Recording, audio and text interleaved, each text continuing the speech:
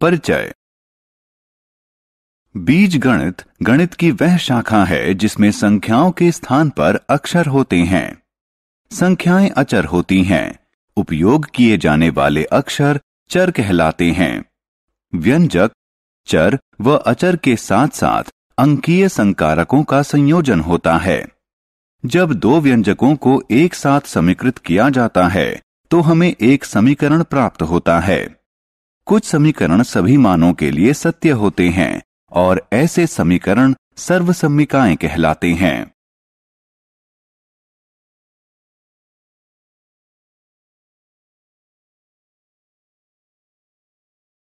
उद्देश्य। इस पाठ के अंत में आप निम्न करने में सक्षम हो जाएंगे। बीजीय व्यंजकों की पहचान करना, किसी बहुपद की घात को हल करना, एक पदों, द्विपदों और बहुपदों को हल करना, सजातीय व विजातीय पदों की पहचान करना, बीजीय व्यंजकों के योग, व्यवकलन और गुणन वाले सवालों को करना, सर्वसम्मिका व मानक सर्वसम्मिकाओं का वर्णन करना।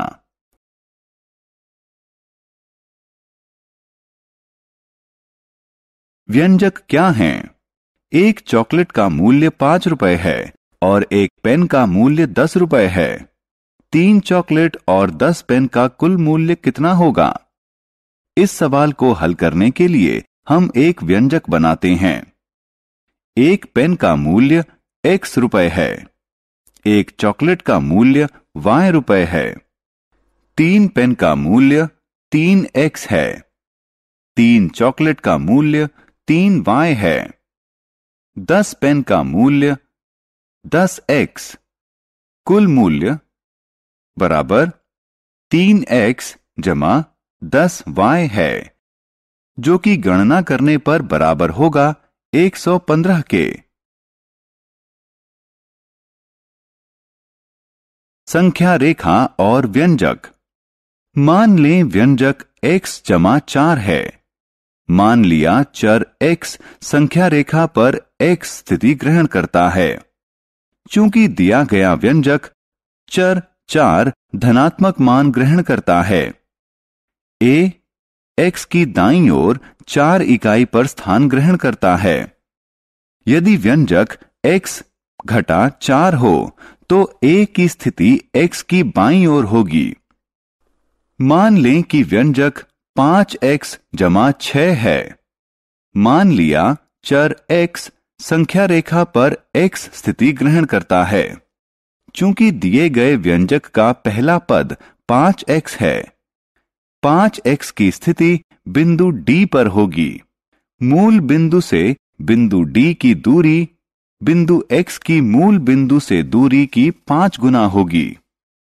इसलिए 5x जमा 6 के E की स्थिति D की दाईं ओर 6 इकाई पर होगी। बीजीय व्यंजक। अचर। स्थिर संख्यात्मक मान वाला प्रतीक अचर कहलाता है। उदाहरण के लिए 3 घटा 5, 9 भाग 7, p इत्यादि। चर। कोई प्रतीक या अक्षर जिसके अनेक संख्यात्मक मान हों चर कहलाता है। उदाहरण के लिए किसी वृत्त की परिधि बराबर c बराबर 2pr, जहां r वृत्त की त्रिज्या है। 2p अचर हैं। c और r चर हैं। चरों और अचरों का जमा घटा x और y से जुड़ा हुआ संयोजन बीजीय व्यंजक कहलाता है। पद। व्यंजक के जमा या घटा द्वारा अलग किए गए विभिन्न भाग व्यंजक के पद कहलाते हैं। उदाहरण के लिए यह एक 4 पद वाला व्यंजक है।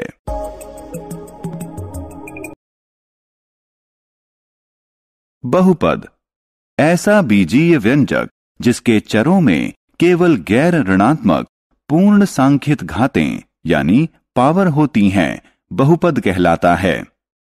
उदाहरण के लिए 1,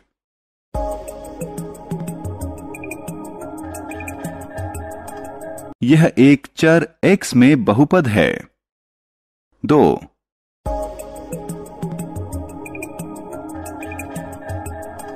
यह दो चरों x और y में बहुपद है। 3,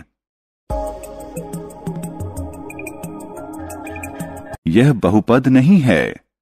5/2 गैर ऋणात्मक पूर्णांक नहीं है। 4,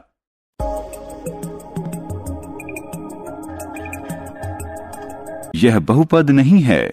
ऋणात्मक 8 गैर ऋणात्मक पूर्णांक नहीं है। बहुपद की कोटि। बहुपद में किसी पद की उच्चतम घात बहुपद की कोटि कहलाती है। कोटि के आधार पर बहुपदों को रेखीय बहुपद, द्विघातीय बहुपद, त्रिघातीय बहुपद, चतुर्घातीय बहुपद इत्यादि में वर्गीकृत किया जाता है। रेखीय बहुपद। कोटि 1 वाला बहुपद रेखीय बहुपद कहलाता है। उदाहरण के लिए यहां x कोटि 1 का है, इसलिए यह रेखीय बहुपद है। द्विघातीय बहुपद। कोटि 2 वाला बहुपद द्विघातीय बहुपद कहलाता है। उदाहरण के लिए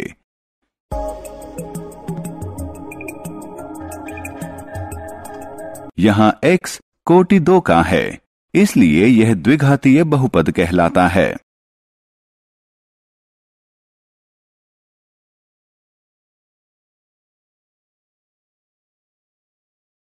त्रिघातीय बहुपद। कोटि 3 वाला बहुपद त्रिघातीय बहुपद कहलाता है। उदाहरण के लिए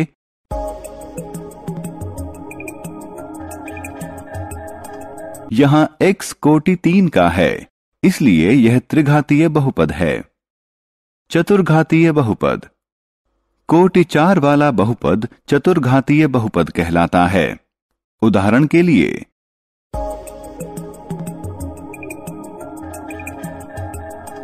यहां x कोटि 4 का है, इसलिए यह चतुर्घातीय बहुपद है। 2 या अधिक चरों में बहुपद की कोटि। यदि बहुपद में एक से अधिक चर हैं, तो प्रत्येक पद में चरों की घातों का योग किया जाता है और इस तरह प्राप्त उच्चतम योग को बहुपद की कोटि कहा जाता है। उदाहरण के लिए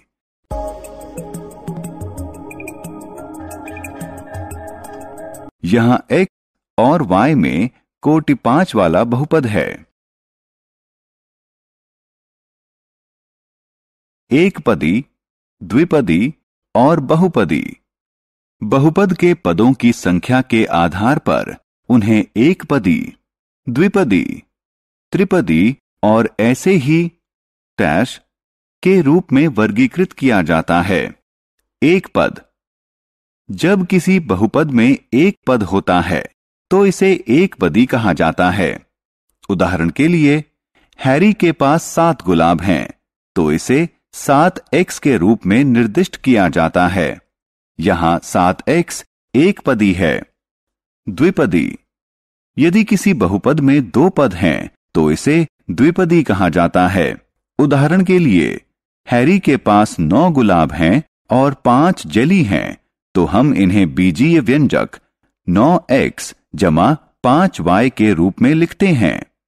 x गुलाब की संख्या निर्दिष्ट करता है और y जली की संख्या। 9x जमा 5y ऐसा बहुपद है जिसमें 2 हैं।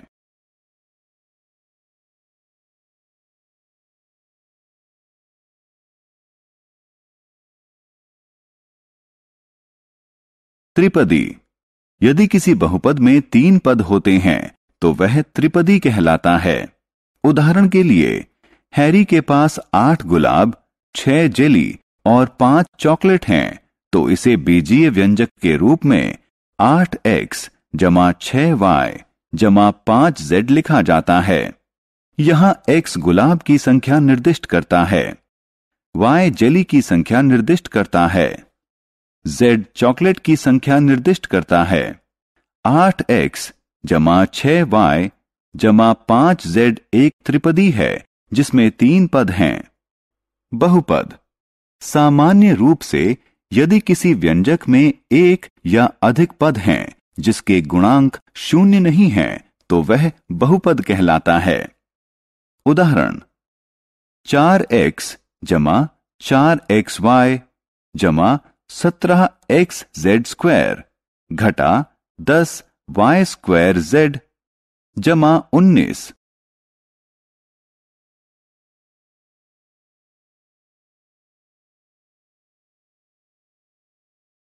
द्विपदी को त्रिपदी से गुणा करना।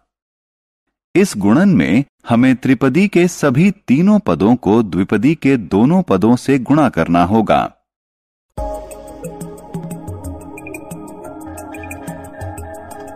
उदाहरण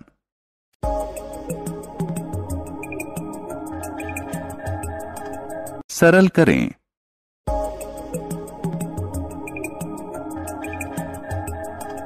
अतः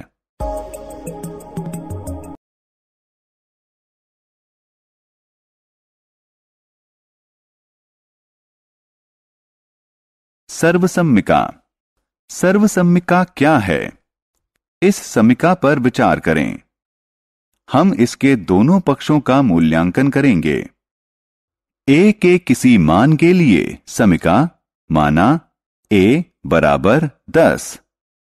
a बराबर 10 के लिए समीका के दोनों पक्षों के मान बराबर हैं।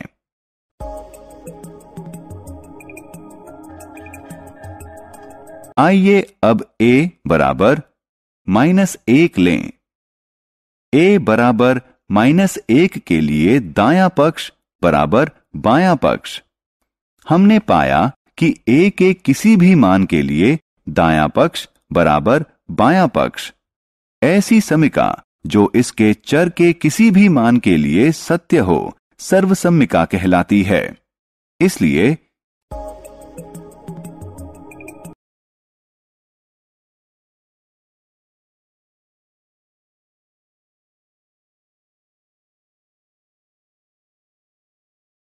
समीकरण। कोई समीकरण अपने चरों के कुछ निश्चित मानों के लिए सत्य होता है। यह चर के सभी मानों के लिए सत्य नहीं होता है।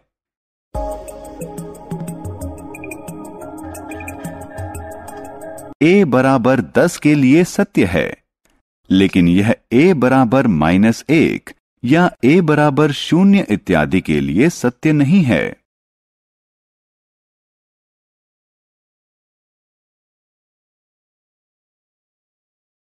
सारांश। आइए हमने जो कुछ सीखा है उसे संक्षेप में दोहराएं। जमा घटा x और y से जुड़ा हुआ चरों व अचरों का संयोजन बीजीय व्यंजक के रूप में जाना जाता है। स्थिर संख्यात्मक मान वाले प्रतीक अचर कहलाता है। कोई प्रतीक या अक्षर जिसके अनेक संख्यात्मक मान हों चर के रूप में जाना जाता है। व्यंजक के निर्माण के लिए पदों को जोड़ा जाता है। 1, 2 व 3 पदों वाले व्यंजक क्रमानुसार एकपदी, द्विपदी व त्रिपदी कहलाते हैं। ऐसा बीजीय व्यंजक जिसके चरों में केवल गैर ऋणात्मक पूर्ण सांख्यिक घातें यानी पावर होती हैं बहुपद कहलाता है।